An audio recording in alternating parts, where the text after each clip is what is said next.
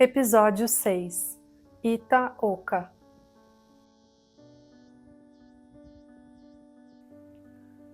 Quando recebemos as informações de Kazimi sobre todas as movimentações que ocorreram no noroeste da Chapada Diamantina, não imaginávamos que sentiríamos na pele toda a memória do local.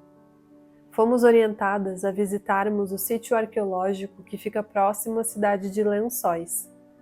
Na estrada, sentíamos as partículas de silêncio conduzindo as nossas consciências até o local. Sentimos que seria uma visita muito importante, apesar de não imaginarmos o tamanho da informação vibracional que receberíamos quando chegássemos ao local. Era cedo da manhã e o movimento dos carros estava escasso.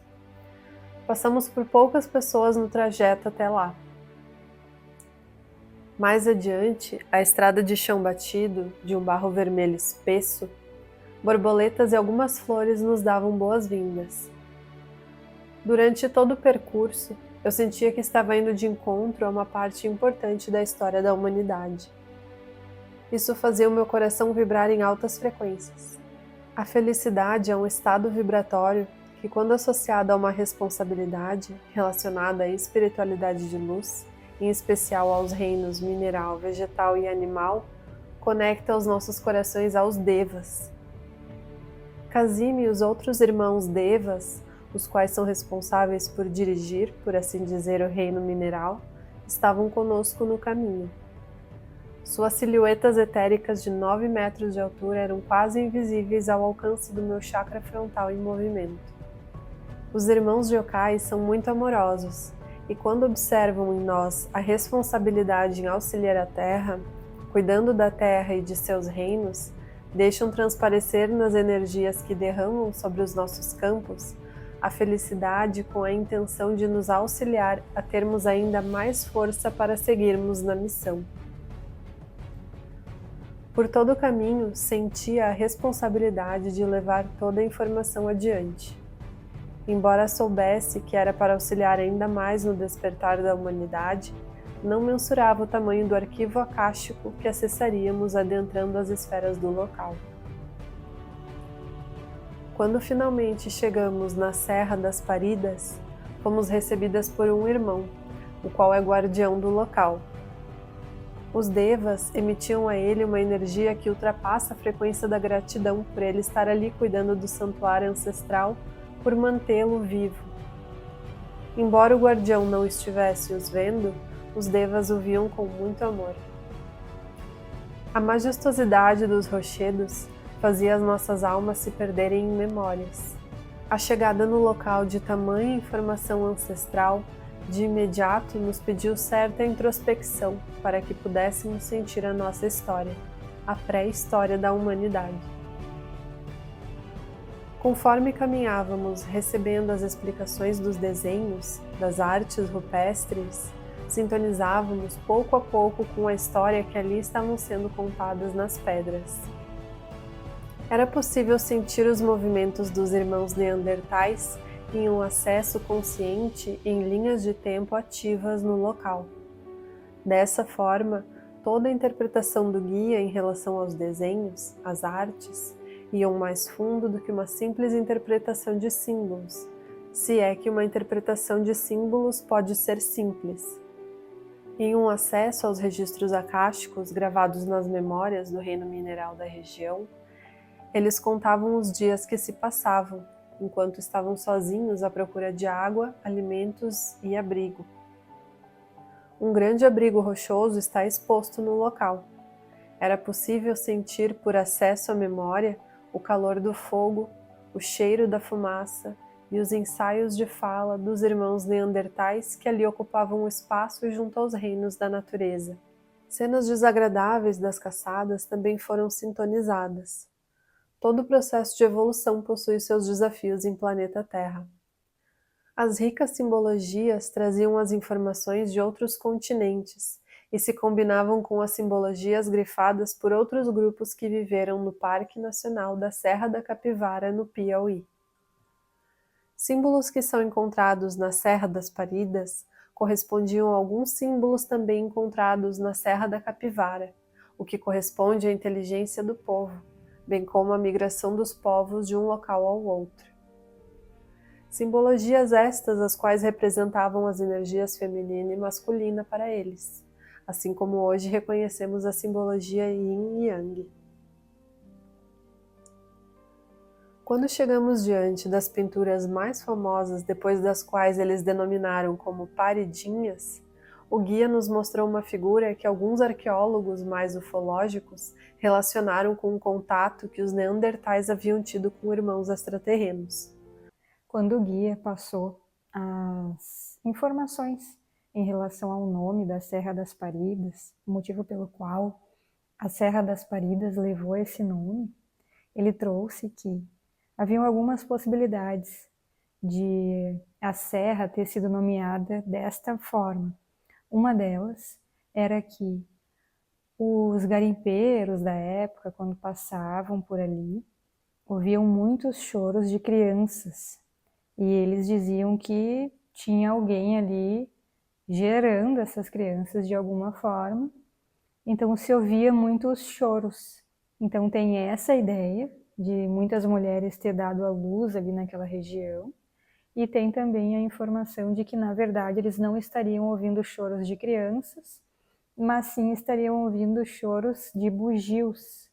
Então tem essas duas formas de tentar compreender o motivo pelo qual o nome da serra ficou como Serra das Paridas, né? Paridas porque muitas mulheres pariam ali na região.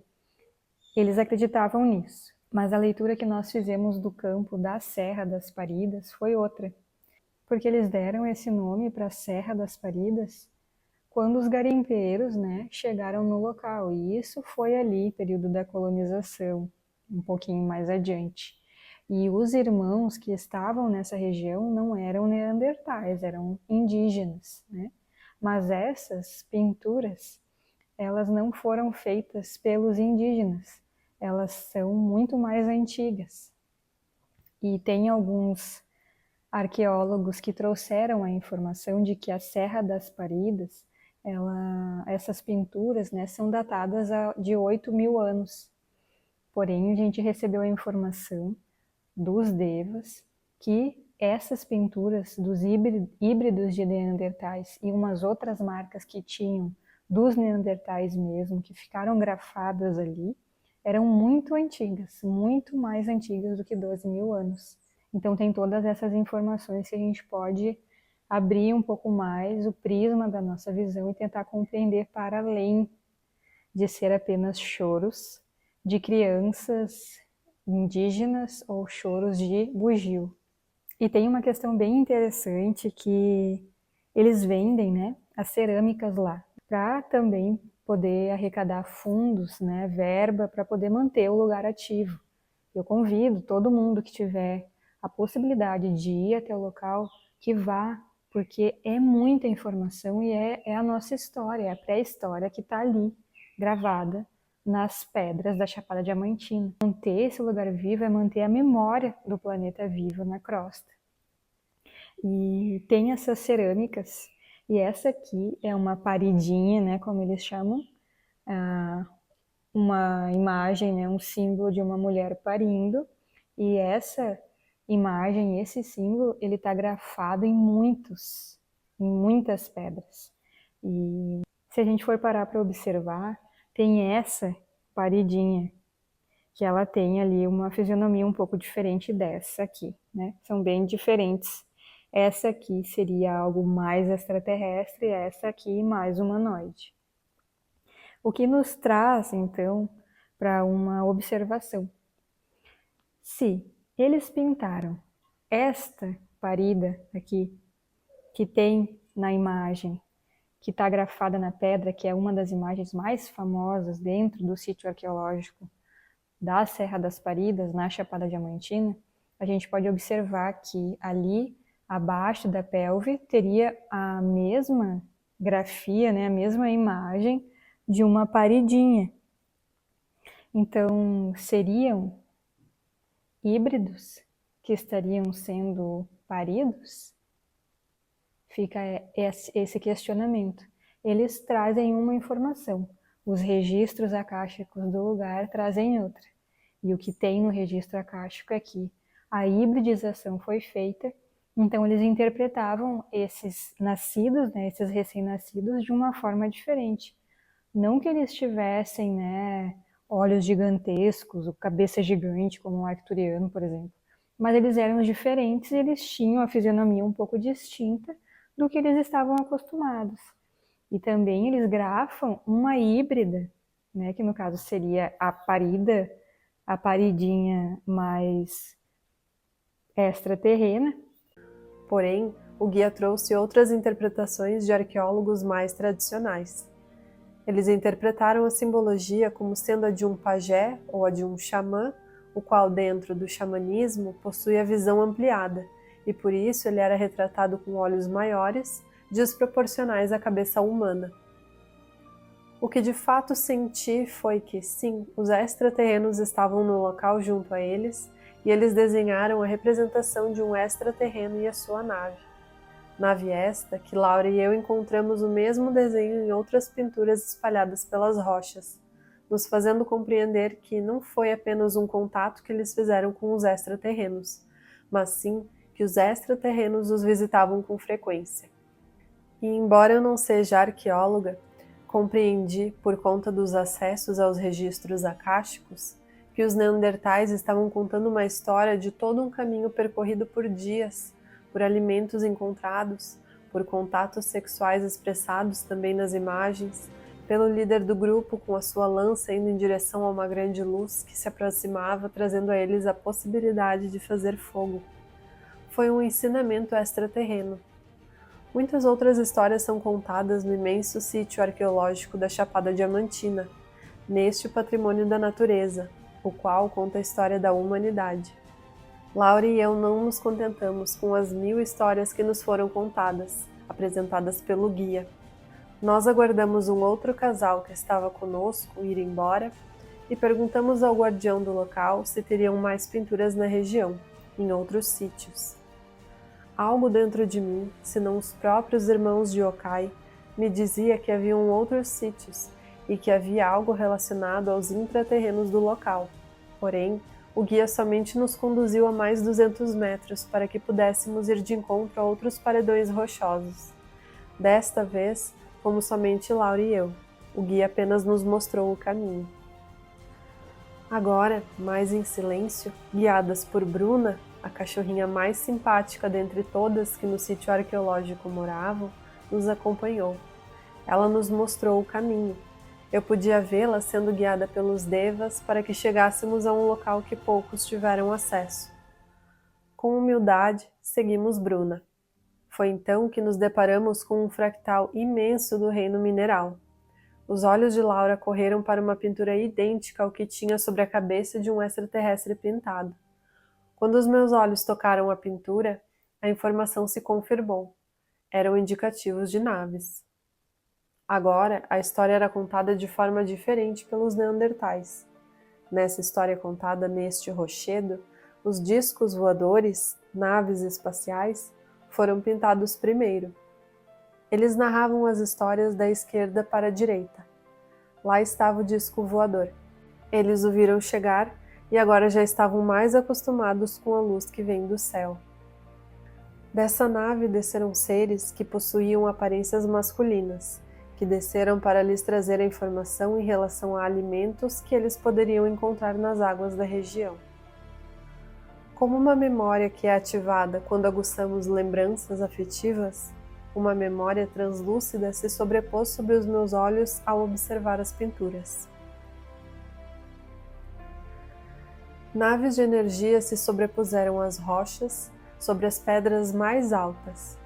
Observei 4 extraterrenos descerem par a par e se projetarem para onde os neandertais os estavam esperando, já familiarizados com aqueles encontros. Acessos assim ao registro acástico do local ocorreram durante todo o tempo que lá estivemos. Os extraterrenos também traziam a eles as informações correspondentes a rituais espirituais. As informações de rituais espirituais eram trazidas aos híbridos de neandertais pois estes já possuíam uma inteligência mais sofisticada em relação aos que realizaram as primeiras pinturas que observamos junto com o guia. Então, seguindo a história, podemos observar marcas de mãos pintadas em direção ao topo das rochas como indicativos de que fizeram algum tipo de subida. A nave teria os levado para cima ou estavam dizendo a eles que subiriam ao céu. É pelo contato que eles tinham com os extraterrenos que eles possuíam um conhecimento do céu noturno e das estrelas, pelas quais eles se guiavam e se localizavam.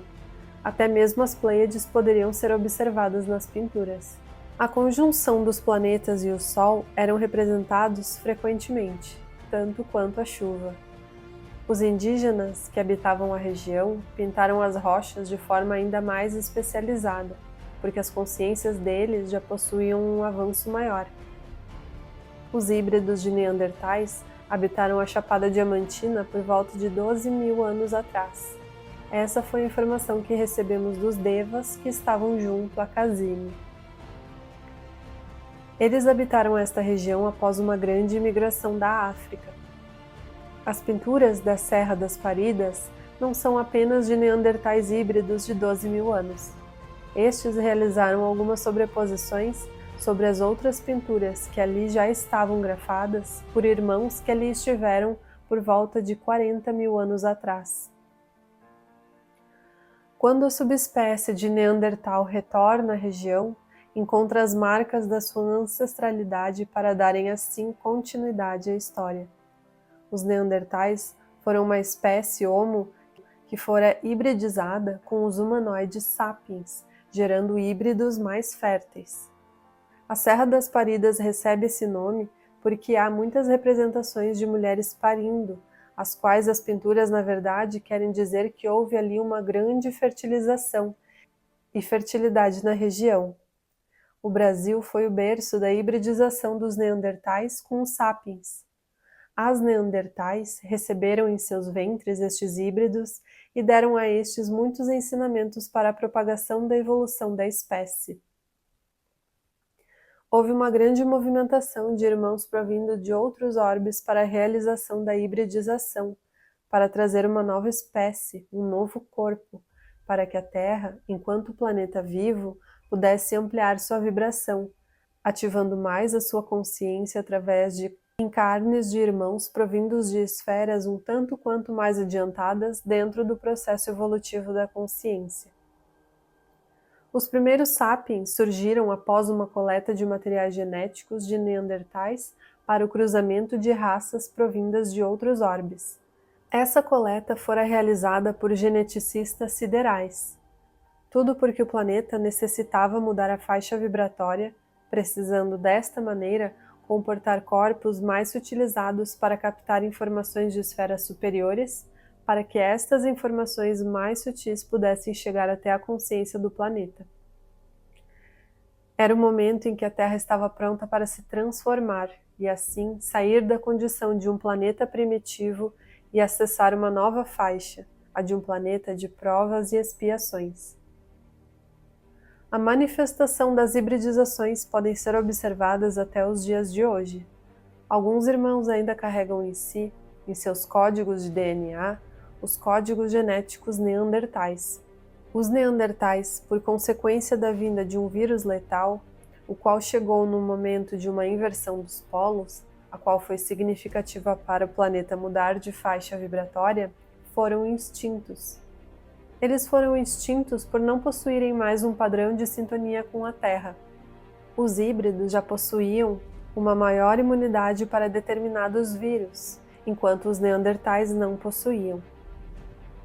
Dessa forma, estes corpos deixaram de ser produzidos pela Terra, a qual agora já se encontrava com seu código genético modificado desde o coração de cristal do planeta, para gerar agora corpos sapiens e posteriormente sapiens sapiens, os quais viriam de um novo processo de hibridização, de outra modificação genética, a qual chamamos de atualização genômica.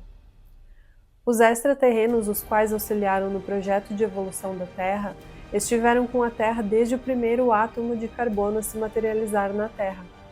portanto, estiveram e ainda estão presentes auxiliando nas atualizações genéticas do planeta. Os engenheiros siderais realizaram toda a modificação genética para que espíritos de uma alta vibração pudessem encarnar. Assim, e somente assim, os Atlantes e os Lemurianos puderam crescer enquanto sociedades. Vieram para a Terra para que pudessem melhorar suas consciências, mas também possuíam a missão de elevar a frequência vibratória da Terra. Os extraterrenos da época de Atlântida puderam retornar aos seus mundos de origem, porém, demais consciências extraterrenas que chegaram à Terra posteriormente ao evento de Atlântida hoje se encontram intraterrenos. O ensinamento que a Terra proporciona às consciências é um ensinamento cíclico. Na época da transição que ocorreu em Atlântida, os Atlantes puderam ficar nos mundos intraterrenos para dar continuidade aos seus processos evolutivos. Outros movimentos semelhantes estão ocorrendo agora e os irmãos intraterrenos estão cumprindo seus processos evolutivos para que possam também migrar para outros locais. Estaríamos vivendo hoje o processo semelhante ao que Atlântida viveu? Os fragmentos de toda a genética evolutiva estão expressos nas suas fitas de DNA. Desde o átomo mais rudimentar, o qual constitui o reino mineral, ao átomo mais translúcido alcançado por irmãos que em planeta Terra obtiveram suas ascensões. Tudo para que a herança genética se mantenha viva, para que vocês possam fazer a canalização de toda a informação contida na biologia do planeta, desde o seu nascimento enquanto orbe compacto, anteriormente às suas sucessivas atualizações evolutivas dentro do sistema solar. Assim, quando o planeta adentrar o portal da regeneração, essas informações se manterão no banco de dados, não os deixando reféns do sistema que hoje estão, o qual omite toda e qualquer informação evolutiva. As informações se manterão para que possam interagir de forma consciente com toda a herança genética do planeta, reconhecendo a consciência planetária como uma consciência viva, a qual anima suas consciências e despende um grande vórtice de energia para canalizar as informações de outros orbes e estrelas para dar seguimento em seu contexto evolutivo. Desta maneira, serão os moradores da Terra regenerada aqueles que estiverem translúcidos em suas consciências, reconhecendo as suas consciências e a consciência do planeta como uma única consciência. Então eu lhe fiz uma pergunta. Nortron, assim como você trouxe informação em outro momento sobre os híbridos de diamante, os quais nasceriam primeiramente na África, por que os sapiens e os híbridos nasceram primeiramente na África? Então ele responde: as atualizações sempre serão ancoradas primeiramente na África, por onde passa um importante canal energético, o qual tem uma ligação direta com a consciência de cristal do planeta. Para que a informação possa ser canalizada pelo banco de dados de cristal e posteriormente possa ser ramificada. Para que seja ramificada para demais regiões do orbe, essa atualização é necessária nesta região, a qual abrange uma espessa e longa camada de cristal no plano intrafísico. Após toda a informação dos Neandertais, foi a vez de canalizar alguns registros mais atuais relacionados aos irmãos indígenas que habitaram o local. Tive acesso a algumas informações sobre tecnologias ancestrais indígenas. Estas tecnologias são, na verdade, mais ancestrais ainda.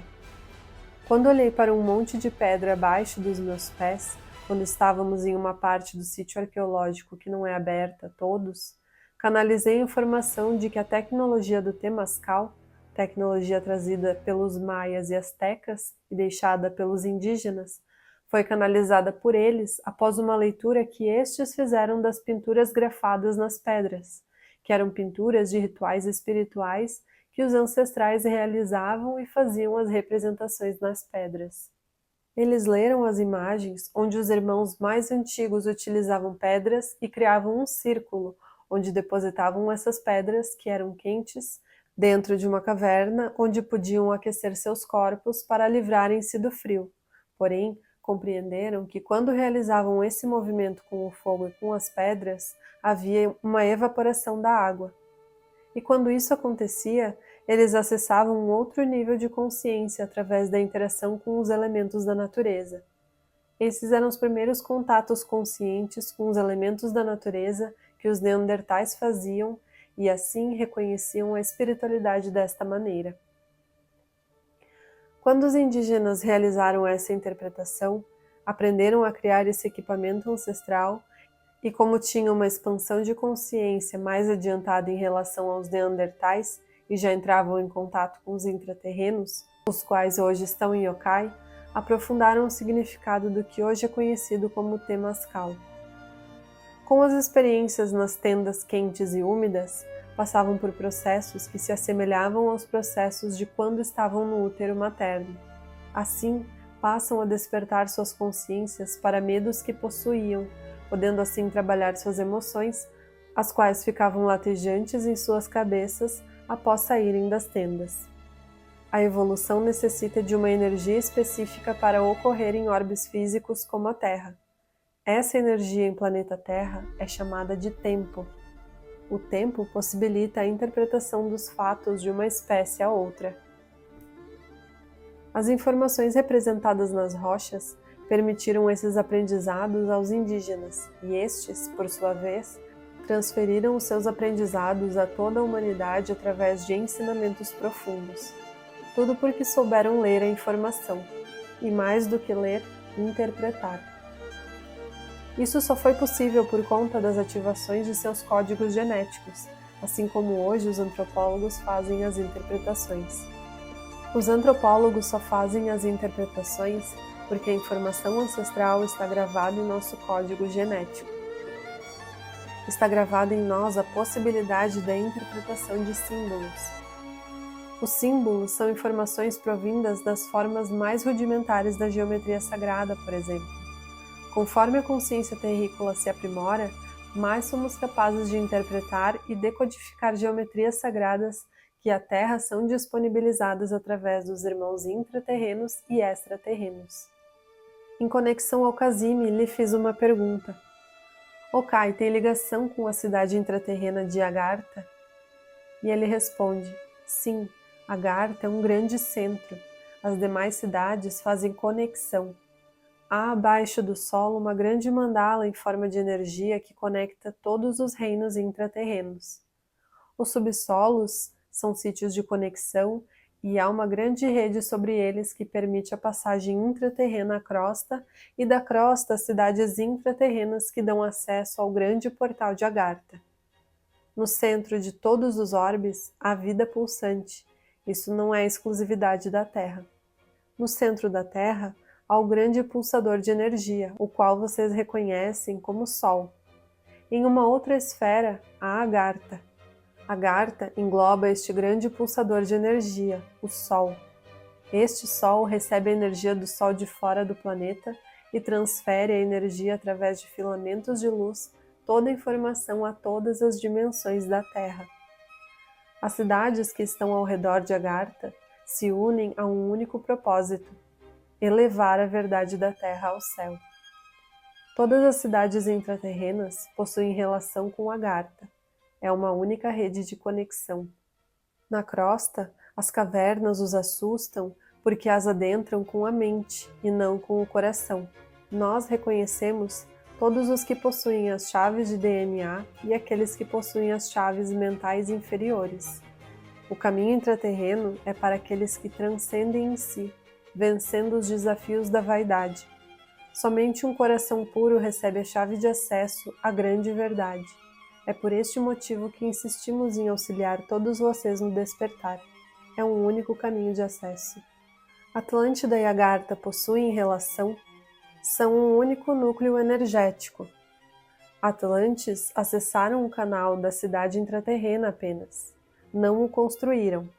Acessaram e elevaram o reino de Agartha nas camadas intraterrenas.